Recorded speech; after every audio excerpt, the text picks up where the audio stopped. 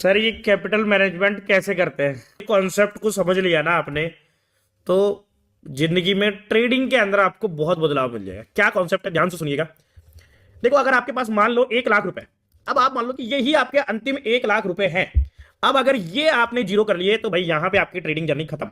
तो अब क्या करोगे आप, इसको इस तरीके से लो। आप सिंपली इस 1 लाख को भाई डिवाइड कर लो, भाई 2 हिस्सों में डिवाइड कर लो कि भैया 50,000 तो मैं कर देता हूं यहां पे जमा अकाउंट में, 50,000 पे मैं लूंगा अब रिस्क। 50,000 पे कैसे रिस्क लोगे, इसको आप ना भाई महीने में हम मान लेते हैं, 1 महीने में आपने ट्रेडिंग सीख ली है, पहले वो जरूरी है। पूरा कोर्स देख लिए भाई, फ्री कोर्सेज है वो लेके देख सकते हो आप, यूट्यूब पे वीडियो देख लिए, मेरे साथ ज्वाइन कर लिया, पेपर ट्रेडिंग कर ली, सारे कॉन्सेप्ट क्लियर है।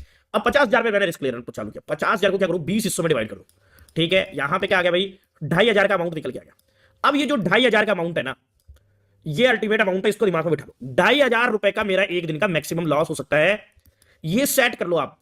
अब अगर आपकी किसी भी ट्रेड के अंदर, अब देखो 2,500 एक ही ट्रेड में उड़ा दिए, एक ही ट्रेड डेली ले रहे हो, मान लो पहली ट्रेड गलत चली गई, कम से कम 2 ट्रेड तो मिनिमम होनी चाहिए वैसे, क्योंकि छोटा अमाउंट है तो भाई ज्यादा ऑप्शन नहीं है। तो आपने एक ट्रेड का लॉस फिक्स कर लिया भाई, 1,250 रुपए का लॉस ना, अगर मुझे एक ट्रेड में हो गया ना तो मैं उससे ज्यादा लॉस एक ट्रेड में नहीं ले सकता, और पूरा दिन में मैं 2,500 का लॉस ले सकता हूं, ये फिक्स करो। अब 1,250 का लॉस अब आप फिक्स कर लोगे ना, तो आपको उसी तरीके की ट्रेड लेनी है जिसमें 1,250 से बड़ा रिस्क रहा, क्वांटिटी उसी हिसाब से लेनी है।